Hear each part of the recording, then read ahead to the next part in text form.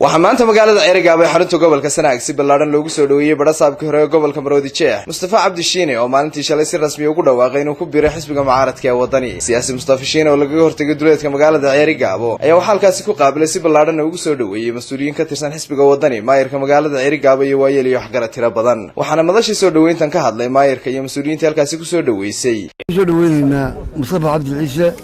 barasaabkii gobolka Waqooyi Galbeed Hargeysa ومانتي ملاك جوجا كان السويمي ماشي وجوجي وعنو كلنا ويلكم سودو وعنو كلنا أصحاب ثاني أنت كوادنا وياك وسودو وين وحنا سودو وين أنا مصطفى شيني دكتور برصاب كهراء قبل كا مصطفى عبد عيسى وأنا برصاب كي برصاب بدا سومالي لان waxaan ku soo dhaweynaa maanta gacmo furan isaga oo ku soo noqday gobolkiisii iyo xisbigiisii ku soo noqday maanta farxad weyn bay noo tahay inaanu ku soo dhaweyno gobolkii iyo degmadii Ceerigaabo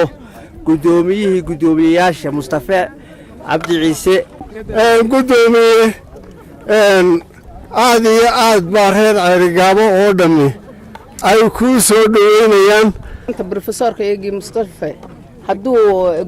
gudoomiyaasha uu maanta nala joogo halka kan oo uu nagu soo biiray waxaan leenahay waanu ku sugaynay aad iyo aad baanu ku tabaynay welcome baanu ku leenahay. Siyaasi Mustafa Shiine ayaa isaguna dhankiisa ka mahad celiyay soo dhaweynta lagu maamusay. maanta aad bay farxad igu tahay